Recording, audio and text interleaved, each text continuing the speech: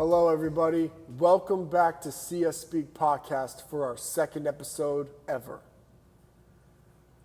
Do we have a humdinger for you guys today? I am joined by not one, not two, but three guests. Three guests who personify everything we are trying to do at SeeUs Speak, SeeUs Multimedia, and View Park Wellness Collective. The names of these three guests are Chloe Estelle, Lillian Carrier, and Matthew Schwab. Chloe Estelle works as an autism sensitivity coordinator.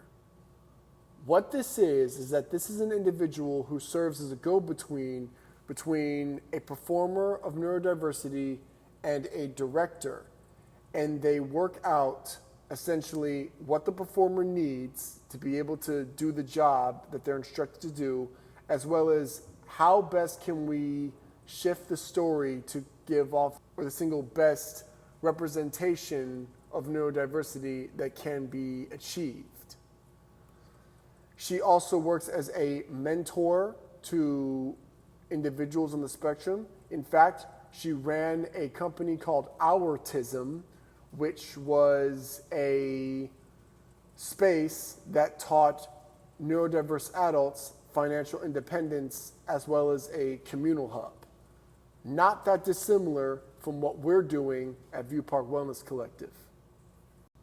Her sister, Lillian Carrier, also a founding member of Autism, is an actress with roles on NCIS New Orleans, as well as a very prominent recurring role in Everything's Gonna Be Okay on Hulu.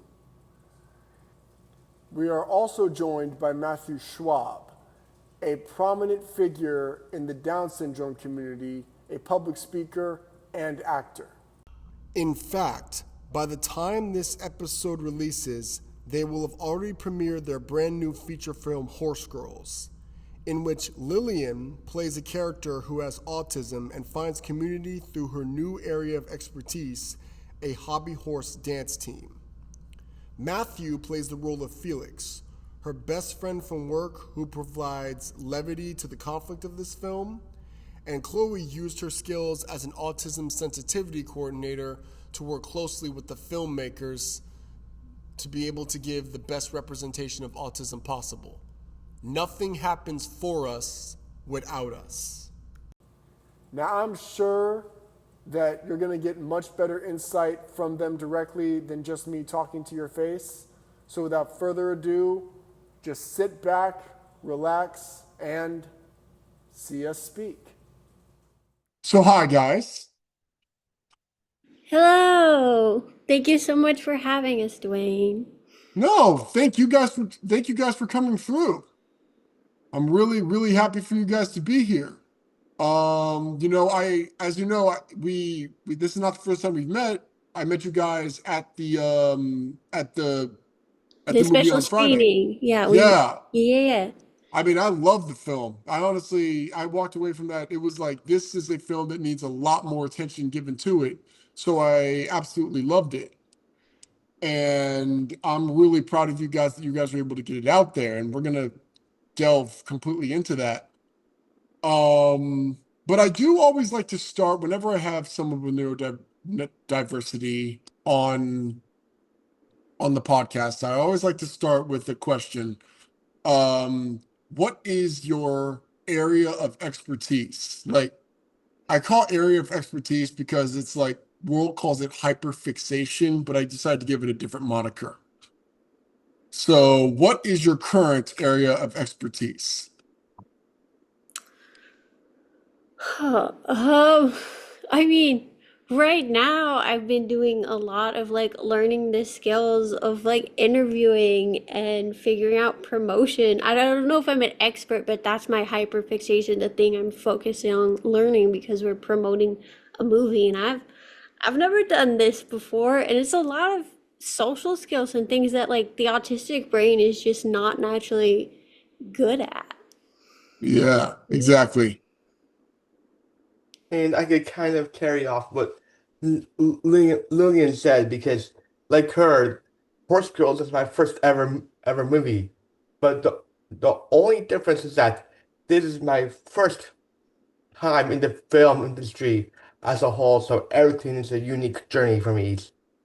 And so my specialty is more into mm, the other realm of acting, which is community and high school theater, because I've done a lot of that. Even up to the point that like when I was young and public speaking, most definitely, but now I'm finding more confidence in film because in large part thanks to Lillian and Chloe, is because without Chloe and Lillian, I would not have seen myself in a film before because they have been my true supporters in my support group filming the movie. Sure, there's Lauren, Mary, Mackenzie, Breeden, and the crew, but Lillian and Chloe can now truly understand me because while Lillian has autism and Chloe's specialty is autism, I have Down syndrome, which is not far off from autism. Yeah, exactly. I feel that completely. That's great. I find it fascinating. All of us doing, included our public speakers because I've seen you Yeah. speak, and like that's like one of the world's like biggest fears, and we all have a diagnosis stereotypically that's bad at communication and speaking. It's like part of the criteria, and like we all like find that like like seek it out, Yeah. From a um very young age, like public speaking was my jam. Like I don't know, it's so much easier than like group conversations. Like I can give a speech on almost any topic and just like I feel like I do a decent job and it can entertain people and people like it. But if you put me like in the same topic but have to do it like in a conversation with a group of like six people, I'm a mess. I completely get that. I'm pretty much exactly the same way because I'll tell you this little anecdote. When I was in first grade, I accidentally wrote a poem that was so good that my teacher forced me to recite it in front of the whole school auditorium wise. It was the most terrified I've ever been in my life. And I did it, and then I ran off the stage. Yet for some unknown reason, once I did it, I realized it wasn't that scary. And then I realized I'm actually way more comfortable in front of people because I think there's something to be said for the fact that you feel like you have to lean into a conversation whenever, like, you have to acclimate yourself into a conversation in a social setting. Whereas with public speaking, all the focus is on you and you're just allowed to just like do your thing and just let loose. And I really do feel it's funny. I would actually rather do like a solo presentation in front of like 1,000 people than have to be in a room with like a conversation like 100. It's just like that for some reason that it's a good thing you brought that up, Chloe, because yeah, I feel that too. So my second question is, how does it feel to let down the masking in here? And are you feeling like you have to, in a sense? Because this is a very like neuro-friendly space to be able to do this in. Because I mean, Yeah. So I still feel like doing interviews and press and like all that stuff, I do heavily mask still. I don't know how necessary it is because I've never like fully dropped the mask, but I don't always feel comfortable and feel like the world is fully accepting of me and my true self, and I feel safer doing that. On set, I mean, it does depend on the set. On this set, particularly compared to like other sets where they hired me specifically because I'm autistic, there was moments I was able to drop the mask more often, but I still feel that being able to present a mask does a lot for them seeing more capability when people Yeah. don't understand, because as much as yes, there were a lot of people who understood autism, like the producer Mackenzie who has a sister, and Lauren who like was diving into it and meeting people and wrote and directed it, but there still was just random crew members who don't have any association and stuff. And so there was still, I still felt there were a lot of times that I felt I still had to have that mask up. But I feel like the industry is slowly changing, and we're getting there, and we're doing much more authentic casting, and people are coming to a better understanding of what autism is through media like this. So I do think it's slowly getting there. And I don't know, Matthew, if you felt same or different about how you could mask or not mask on set. Well, so while Lillian has talked about her mask, my mask is kind of different because, like as I said before, I've only been mm, in the other kind of acting, community theater and high school theater for years. So my mask was that I I remember once I got the script for the movie, my mask was that you have to memorize all your lines immediately, strict, and then because of that mindset, it took me a day and a half to memorize all my lines in the movie, and then and also kind of flash forward, flash back a while. My mom, Michelle Schwab, gave me the idea of doing professional acting because of how well I've been doing with technical theater and acting for all those years with the community theater. And I said, no, no. And I was very apprehensive. And then I got a gig as an extra in TurboTax a few years ago for that year's March Madness. And I loved it. It's like, maybe I'll stick with commercials. And then and right then mom said mom my mom Michelle Schwab said, hey, you got an audition for a cool movie called Horsegirls. Like, oh cool, let's try it out. Say just the audition, and then for the callbacks, I said to myself, just the callbacks. And then mom FaceTimed me at night, which is and she said she was grinning with like really grinning, and she said, well, I said, is it what I think it is? And then because mom had a serious tone on her face, I could tell from serious tones from my family. It's like I was like, "Mm, is it what I think it is?" And mom says yes. And then after that FaceTime call, I was squealing like a baby because I was so excited that I got a role in my first ever movie. And then I didn't notice a mask then.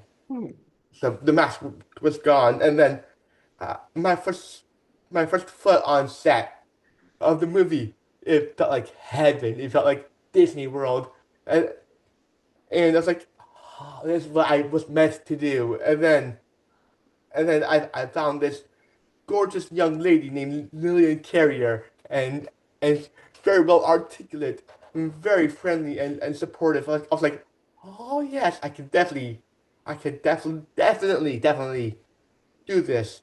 And I give thanks to Lillian for having so much patience and support with me, Mackenzie Breeden, Michael Sherman, and Lauren Myring for giving me a chance Can from I a ask you, new. Matthew, can I ask you a clarifying question about, so with Down syndrome, like your disability is shown physically a little bit, right? So like masking for you, like no matter how much you mask, there's a little bit that's always going to be seen that you're disabled, right? Do you think that has an effect on how you choose when not to or do mask, or do you feel like it's much easier or harder for you to be in places where people are less accepting?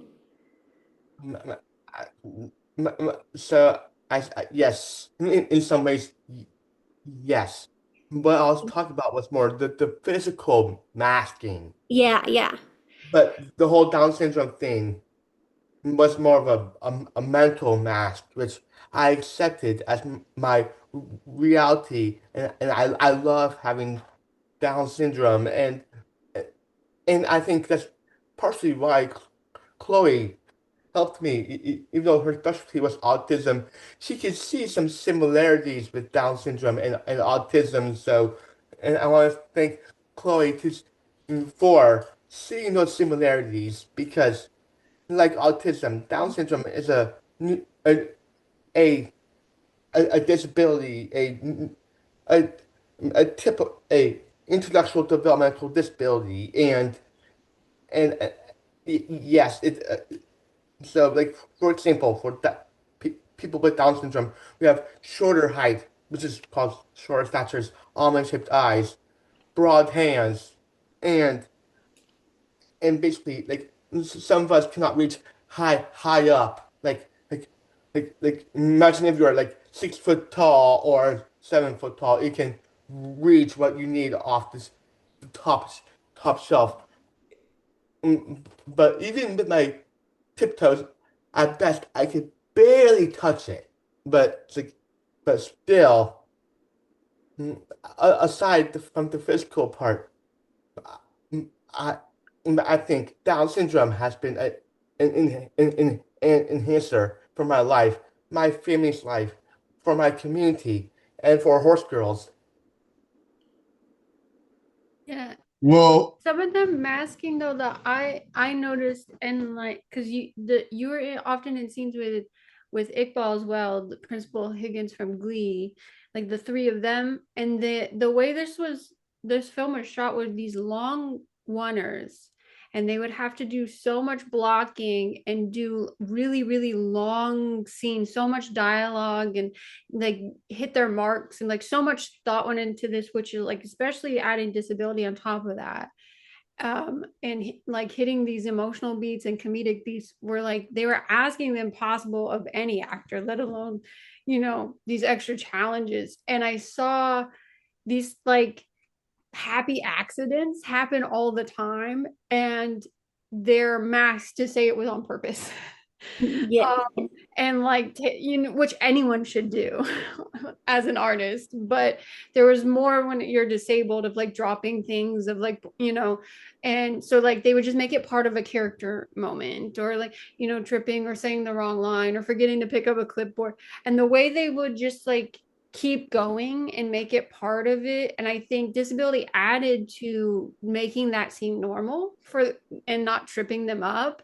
And they didn't lose heart and continued to do take after take of these very challenging and impossible requests, and being given notes that were like just change this and that, and not enough positivity. And so I would come in and advocate in these moments because I saw like the struggle, and they masked that so well that I felt the need to go in and like, actually they're struggling right now, can we make this easier, can we do less walking because they seem exhausted, can we, and so I think that's the part Matthew's talking about, is I notice those things because I noticed, like, I know that with autism, so I noticed some of that with like all three of them, of these actors struggling and masking that. And I could see through that, but I don't think anyone else could. And you guys did amazing. I'm like in awe at what you guys, like, your skill level of acting is beyond like, um and like the movie definitely showcased it. And I don't know if it showcased like how challenging it was, but just seeing all those obstacles in person, and that you guys could overcome them and continue to act and do incredible performances was just like so impressive. oh my God, yeah, I have to second that because it's so funny. Like, I was so like taken by like what was happening in the movie and how things were being played out in the movie that it never once occurred, and it should occur because I'm actually working in the industry, just how much goes into like, because I have to remember that like just I was just on a film set not too long ago, and the scene is literally a guy driving up, stepping out of his car and greeting the people. That's all there is to it. Yet Including a car is a lot, yeah. and then, but there was so much that had to go into just that one thing. And you guys had like these long takes and be able to stay in it because, and I've been on my fair share of film sets because I do a lot of stage work myself and how I actually, when it comes to my masking, and because I have like a very like set line of like moments when I can sort of like take rock with like a social setting, so how do I maintain that? And I realized the reason why I loved acting was because I realized that acting is basically masking that you get to have fun with. Yes, I agree. It's literally just the ability to just step into another person's shoes. You get to mask, but you don't have to mask. You get to mask as something completely different than what your regular one is. You can mask as and it's fun, and people actually give you applause and accolade. I mean, that's not. I mean, but people actually appreciate when you can mask really well. So Yeah. and because masking in real life is such a thankless job. It is so thankless because nobody really understands the amount of stuff that has to be gone through just to, you know, look socially acceptable. I didn't want to say normal because I really don't like that word normal, but like socially acceptable. But yeah, and I was just completely taken by like the performances and how. And actually, there was a question I had, which was that and this goes like right into it. Like when you approach playing your like Lily, your character's name's Hannah, and you and Felix, who by the way stole Margarita. Margarita. That's right. And Felix's character, who by the way stole so much of the film for me. I mean, like he was so necessary to keep the levity going because he would just tell it exactly how it is, and I loved his character for that. Like we all need a friend that will tell you exactly how it is. But like when you, because I can even see differences in like Margarita and yourself, Lillian, and Felix and yourself, and so like trying to like remember it's a character like a difference between a character and a caricature. Like, how do you approach something like that, especially when it's something no near and dear to yourself? I think when I did, I had an opportunity to do my several scenes with Iqbal and one scene with Gretchen Mol and and and and and, and one scene with Gerard Haynes and but all of my scenes with Lillian Iqbal and Gretchen Mol, I approached it as that a best friend way, but I like to say that my character Felix is like kind of the moral center of the movie because because at first Lillian thought she found her friends with hobby horsing, but it was through my character that she saw the truth that her friends did not see her as a friend, only saw her as only as an asset, only as a pawn in like as one way to get their dreams fulfilled. And then the other side was that that Sandy, which is Gretchen Mall's character. I I I I saw that as that if my character Felix did not tell her the truth about what Margarita was doing with the hobby horsing, Sandy would have not have known until the final day until the big performance. And but my I think my character had to kind of step outside of the box, be a true friend, tell the truth no matter how ugly that truth is, and no matter what the reaction would be to that ugly truth. Absolutely. And as I said, that is literally a quality that any person should strive to have in their friend group because that's what a friend actually is. You know, it's not just a friend is not just a yes person that's going to go along with everything you say. Like, you got to find people who love you enough to call you out when you're going down a bad path and will literally tell it exactly like it is. And that role, that's why Felix's role is so important to me watching that film. Um, and it was, and you know, you've made this whole thing, and I wanted to go a little bit with like with to Chloe's whole thing because you had a much Chloe had a much different role in this is to like just overseeing everything. And I wanted to pick Chloe's mind. Like ever since I heard that Chloe was an autism sensitivity coordinator, I was completely enamored with that concept. I had never heard of such a job. I didn't even know that it was a thing. If I had known it was a thing, I probably would have like wanted to become one. Who knows how many sets I would have stepped on. And and it's the whole thing about changing autism representation like on screen. So I just, you know, and I look at stuff like I see all these things like I'm not going to ask you specifically like what you changed or affected on this film in particular, but like if there was a example of a TV show or film that you would have loved to, or that you know had like a pretty popular autism representation for better or for worse, and you had an opportunity to sort of like see what your 2 cents about it if you were on that set, what you would have said. Do you have an idea on like what it probably would have been?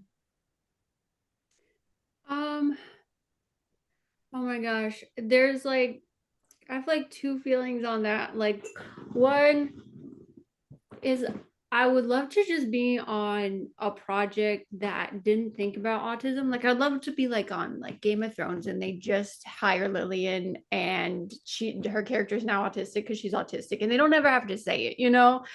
I would love like a project like that, like someday that's the reality that like and it's just a better project because we're like just including letting people audition and casting outside the you know, letting Matthew audition, letting amputees audition, you know, and like you know, that sort of reality. So I'd love to just be on a movie like that, like the new Hunger Games, or you know, just and just have, Right. you know, just autistic character because the actor's autistic, and because I really believe if you're autistic all your characters are autistic. You just can't Yeah. not be autistic. And like there is like, you know, you can play neurotypical the way that neurotypical can play autistic people. They're just saying this is something missing, you know. but Yeah. but like we don't have to like make it about autism because they're in it. And so there's that, but then also like projects that I feel like were like mediocre if they had someone like me on it that were about autism, I think would be what Horsegirls is, would be like what these, you know, what everything's gonna be okay was. And I like luckily the scripts we got for these were like so fantastic compared to other ones out there that like because we were every project we get we're terrified it's just going to be an ableist like script and they won't listen to us, but and we're lucky we've been on projects that like had such great like foundation to start with and then people who listened. um but yeah, I would love to have been on like Ezra with Alex Plank. I think that would have like taken it to the next level because I felt that was lacking a little bit. I would have loved to be on like Good Doctor, Atypical, Yeah. you know, because I do think there's potential there. And if they just had somebody who knew film and autism, because I think consultancy, they're either one or the other. They like Right. you need both. And Right. like I think still also professionals and experts, like I work with an SLP, speech language pathologist, I work with therapists, and like I think they also have their place. But when you bring these people on, I don't think what's always missing is a lived experience. It's not understanding film. And having like multiple consultants who actually know how to consult, who actually know and aren't afraid. I'm not afraid to talk to these very powerful people and be like, this is ableist, because I'm not calling them ableist. I'm saying, Yeah, yeah. this is going to come across this way and you don't want audience turned off. And every project I've been on, I've learned people do hire me to tell them they're ableist, and they still don't like being told that. And I have to apologize and use these like weird communication tactics of like, oh, I didn't mean to hurt your feelings, but like, and I make people cry by just being like, what, let's change this. And I don't, your intention wasn't that, so, but like, oh my God. No, it's all good. It's all good. But so I don't know if I have like a particular project, but I just think we can level up like on like representation and the projects that already exist with like just more relatable characters, fully formed characters, and then supporting the actors in their needs, because that's my number one, is like supporting the actors with their needs, lets them shine, so they don't have to Absolutely. ask and they don't have to worry about it, just like them making sure they have food. And then representation comes second, and normally that comes with it. When they're like comfortable, then they just shine, and I don't have to do much. And so there's like, so like the few things, like that never made it into projects we saw. There was like a project we were on where there was something about like pinning an autistic person. We had a conversation about it. Script was immediately changed the next day, and so we didn't have that a problematic scene of someone being held down during a meltdown. And like there's things like that like I've seen, and I don't like sharing that, because when people hear that, then they like, when they watch the film, then they put that in it, that and I don't want that, because that's not what the result was. But Right. every project has that kind of stuff in it. There hasn't been one that doesn't have something that like is problematic, but they didn't know. And Exactly. and once they do know and they bring me on, I just think, just hearing the comments about Horsegirls, I'm so glad I did what I was supposed to do. And that and so the title itself is something I just came up with. I started as just an actor's assistant, because Lillian was nervous and didn't know film, and I went to film school, and I wasn't listened to. So we started just changing titles until this one worked and people like take it really seriously. And on this project, they actually offered me the acting power of a producer. But I work for Lillian. Hey. And so I want to expand to like disability sensitivity coordinator, and hopefully more people will step up and take on roles like this, and like we'll see like people of color have like their protection, and LGBTQ, and like have someone like me with them to like make sure that their needs are taken care of, that their representation is taken care of. Like I hope it expands, but it just started with Lillian started acting and I supported that, and just like the title kind of came from what I do and my knowledge. So I support you like finding that space for yourself. So if you want to steal the title, take it. It is but like it is right now so difficult for me to get jobs just that way. I ride the coattails of my actors that I support. Right. um, onto their projects, who claimed they wouldn't be able to like do their audition stuff without me. So that's how I've gotten on projects. And then when we try to convince the movie or the TV show or like network to pay, there's a lot of hesitancy there, and it's not in the budget. They don't understand the importance. So I would say it's not like a moneymaker. It's not a like easy way to get into the industry, but it's needed. So the more people fighting for this, the more we can like make the industry know they need to put this in their budget on every project, and they need to have minority representation. So if that this is of interest to you, please join in. The more people we have on set as well with like our identities on the same project, then the numbers saying this needs to happen this way really helps. The more people in the room, so like just spreading the need for a position like this, I think will just help. Well, yeah, absolutely. That was a near like perfect answer because there's like so much there. I fun fact because I had a train of thought, but I actually have a funny story about Atypical in particular. I auditioned for the lead in that. Real talk. That's so amazing. I did. Wow. Yeah. I had the sides.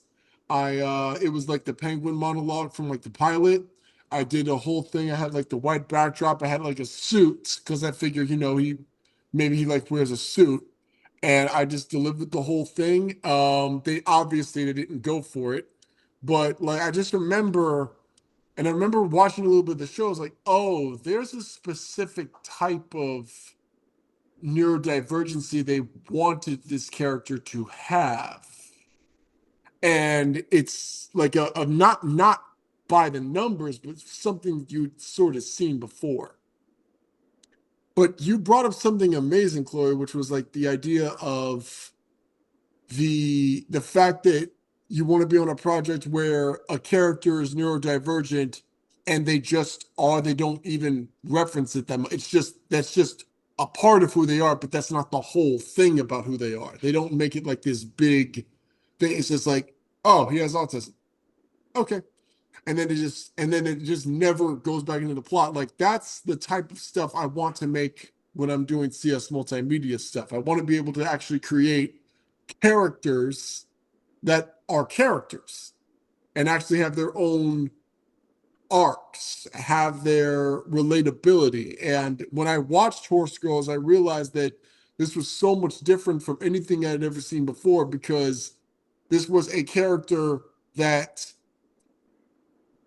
was actually pretty reasonable, had like her difficulties, but realistic difficulties, but genuinely was not like there to cause strife for like, because in almost all the things you see other stuff where it's like they're causing strife for like the parent or something like that. But no, it was just like literally like they just are who they are and that how they've worked around it. And that was just something, and that's was just a yeah, and I really do think that that film is going to like get much bigger and better. I mean, it's going to get like a much bigger, it needs a bigger audience. And the audience, I think, is going to be coming. Hopefully, this podcast helps get it out there.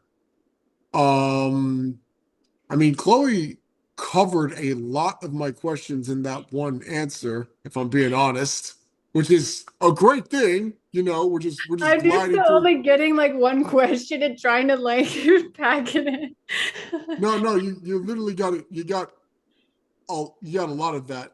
So I guess I just I kind want of to go back to the question you yeah. had with for Matthew, because they keep getting questions that are like, how do you relate to your character, and like these sort of things, like asking really not like, are you going to professionally hobby horse in the future? Like they are like their characters, and let me tell you, nobody on this project is anything like their character. They were performing, they were acting, and I feel like there's a lot of projects lately that write to the actor as a character, and like none of these actors are anything like their character. Like Matthew is like played this serious character who could not lie. He is so jovial, so funny. He lies all the time. um, he's I mean, he says he's an actor. That's what I do for a living, you know. And like Lillian, like never hobby horsed in her life, obviously. And like she is just, they're just so different from their characters, lived very different lives from them, and just like their performance. And like Lillian was gonna be a biologist before she became an actor, and like she like call her Spock because she just, the facts come out of her.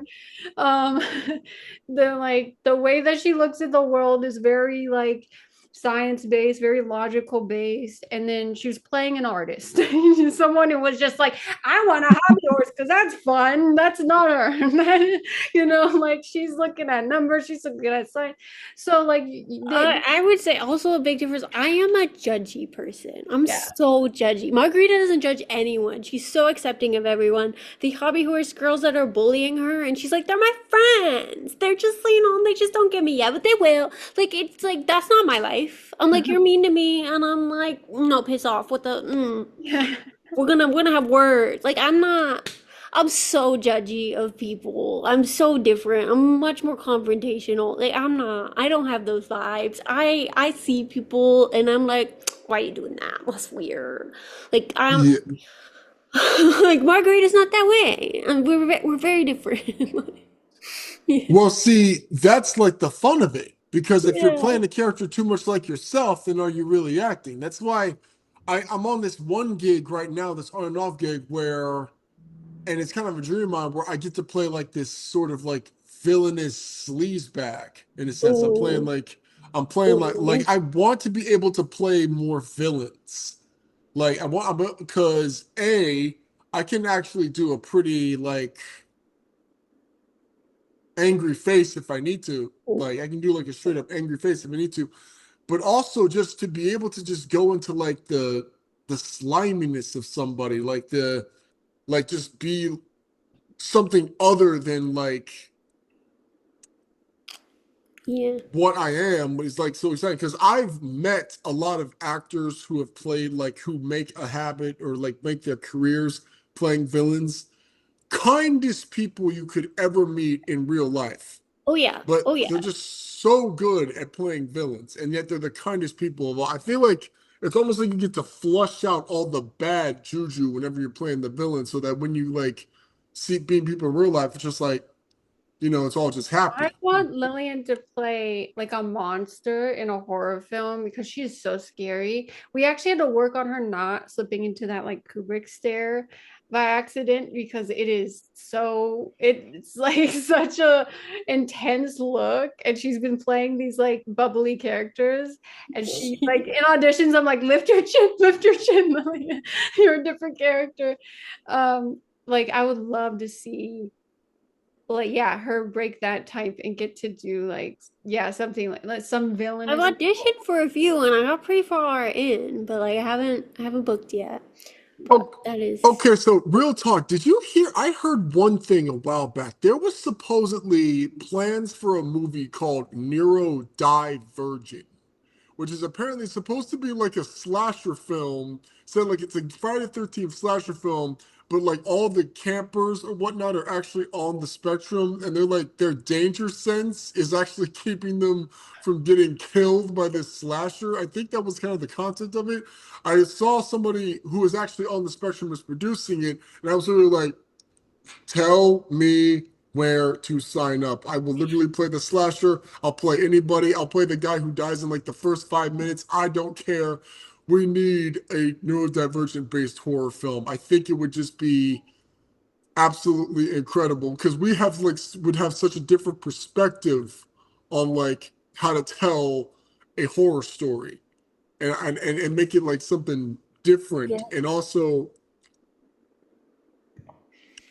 and there's something to be said for like making a villainous character on the spectrum. Like I want us to get to the point where we can get away with making a villain character on the spectrum. Not just a hero character, but make a villain character on the spectrum and actually have it Like I could go into a whole deep dive with that, but still.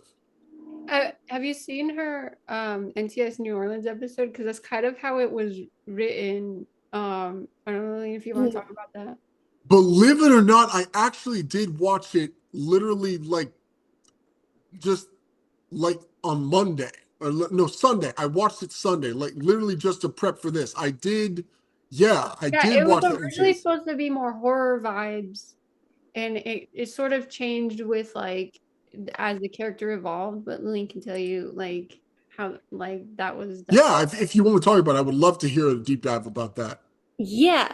So, yeah, talking to the writer, yeah, that the original concept was a horror-based episode, and like he's a horror writer that he was into, and he started writing the autistic character, and then they just fell in love with the character, and they started going in a character-driven episode instead.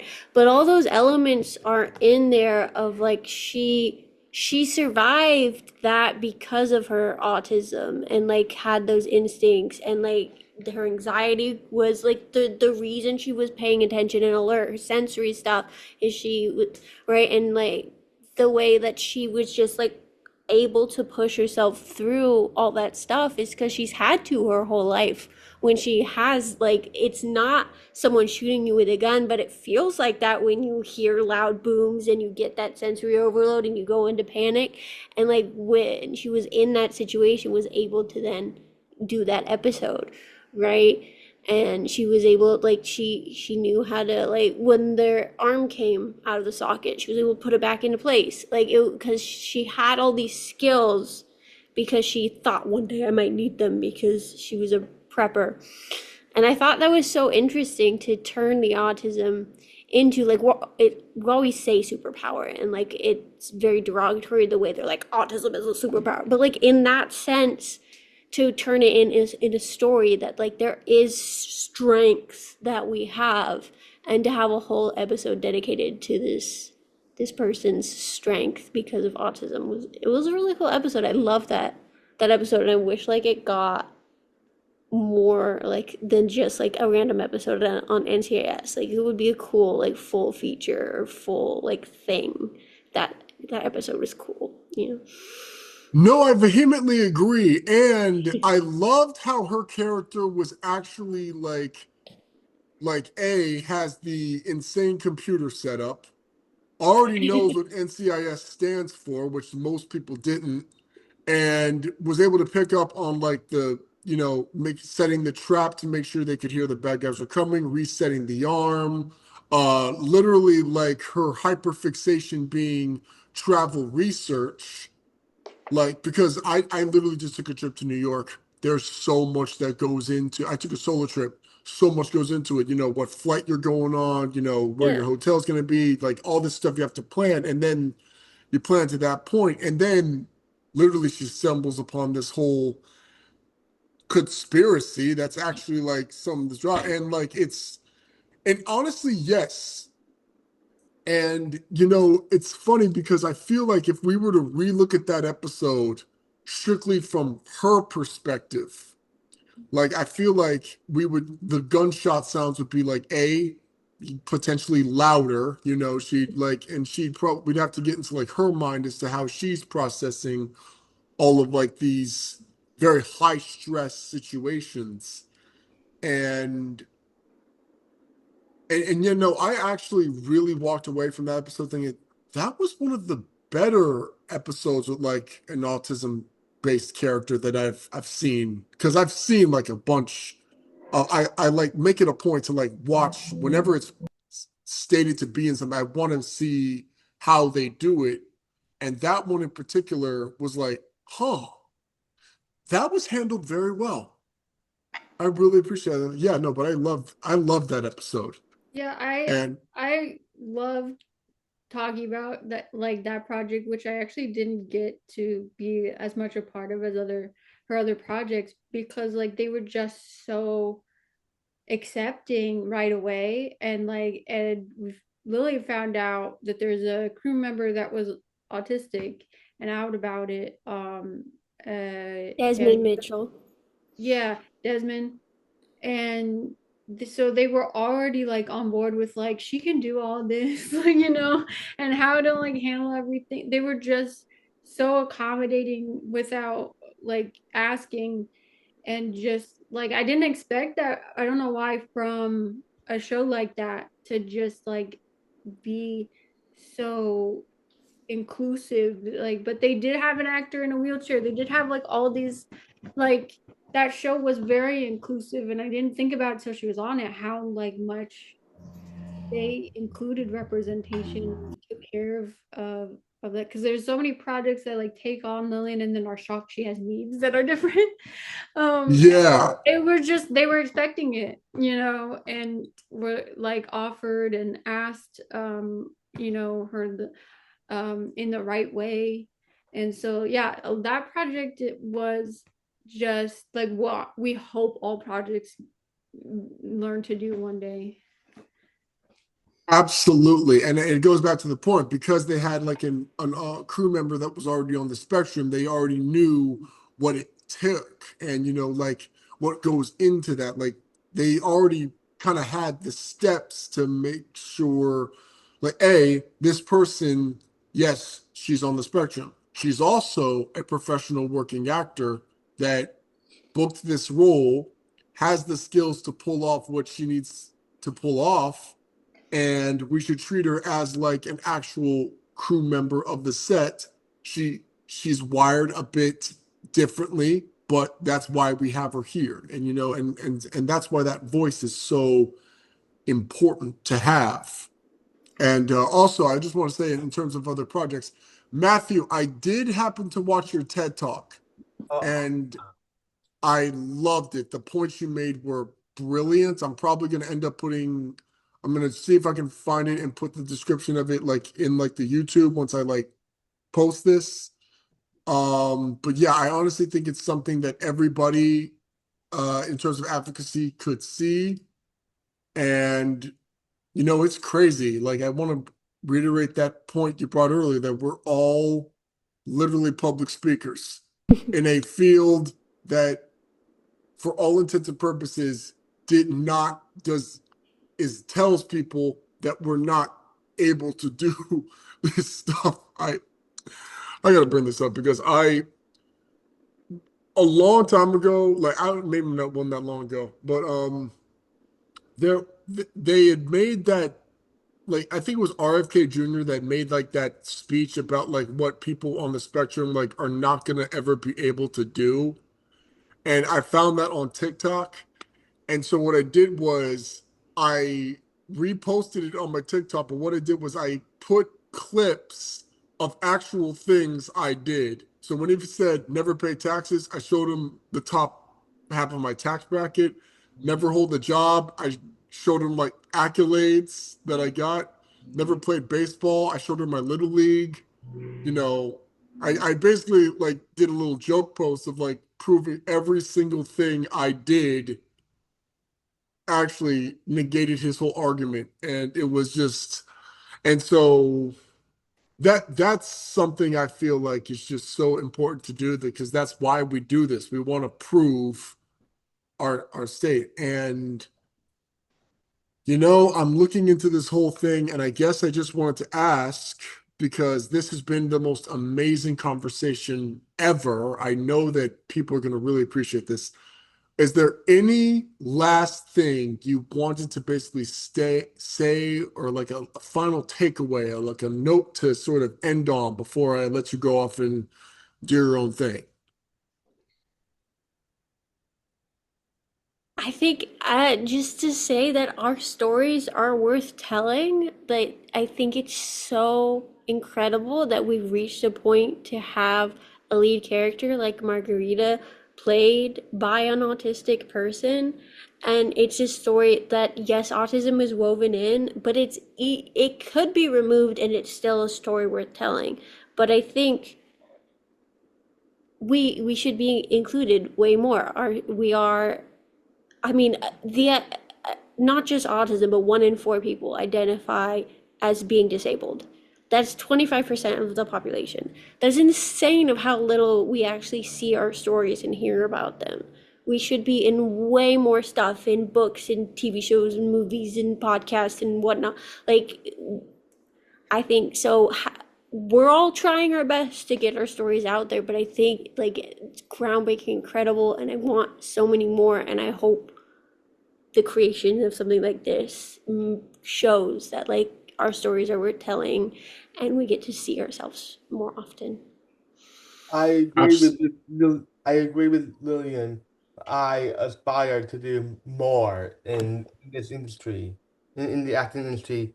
Now I want to be in the top billion names in the industry. I want to be in a Marvel movie or Marvel TV show, and even I want to be in the next Doctor Who. You know what? I can see it. I can see you being in all of that stuff because you brought such a charisma to that role that I think you could be in all that stuff. Like I remember they had this one actress who has Down syndrome on like the one of the last couple seasons of Power Rangers, and I've like pretty well acquainted with the Power Ranger community. Like that is a whole neurodiverse community. Like the amount of people, the neurodiverse fans in the Power Rangers and the Power Ranger fandom is like astronomical. So we need like maybe that's what it is. Maybe we all need to join up Power Rangers. I mean, Chloe, there what's was up? there was an autistic Power Ranger in the Power Rangers movie, right? Like Billy. Billy, Yeah, yes, I loved that particular portrayal, by the way. I really incredible, did. I incredible. loved what he did with that role. I actually had the chance to meet him one time in like a film premiere, and I said, I really loved what you did with that. Like in a movie that you wouldn't expect it to be as careful as they played it, but no, I loved what he portrayed the role. Because also he wasn't just autistic, he was autistic and of color. And you almost never Yes, see that. And yes, that's something that really hit for me when I watched that movie. Like, okay, there's somebody who actually kind of looks like me and is also wired like me. And I really that is a they need to make more movies of that. They had a base plate to do more films of that. Chloe, did you have anything you wanted to add? Uh, I want to repeat nothing about us without us. Um, it's just like that's like our main message.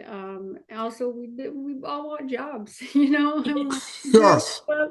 So there's like and to argue that you should pay us for our job is, I think, will make stories better to have like the representation. I think Horsegirls proved that, and hopefully more films continue to follow suit, and more TV shows, and we get to see Lillian and Matthew on screen again. And I get to do what I do, and hopefully, Dwayne, you get your breakout role. Hey, Yeah.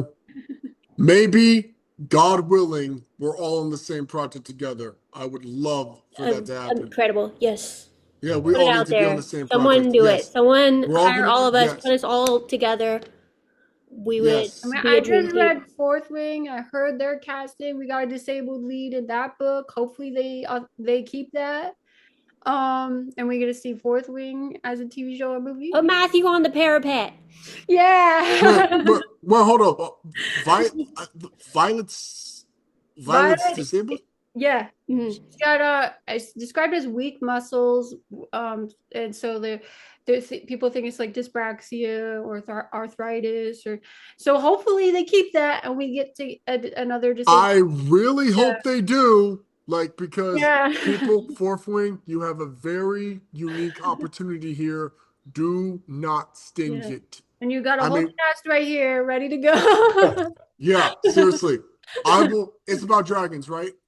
Yes. Dragon Say Rider. less. Yeah. I don't need to know anything else. You just have to say Matthew dragon or can definitely be a dinosaur. dragon. Look at him. Dragon, dinosaurs, I'm in. I don't give a dang. I'm in. You got the voice of all the dragons right here. Oh Nothing yeah. else. Nice. Guys, this has been the absolute best conversation.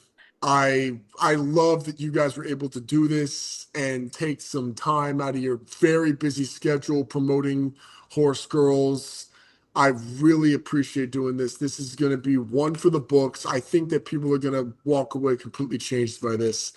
And for anybody at home, literally follow these guys on Insta, follow their journey, and if you can, wherever it's playing, look it up. Go see Horse Girls. It's absolutely imperative we promote stories like this because this is how we're probably going to change Hollywood. Not probably, we're going to change Hollywood with this one. I really do believe that for a fact. Guys, thank you so much. This has been an absolute blast, and I cannot wait for us to talk soon again, all right? All right. Of course.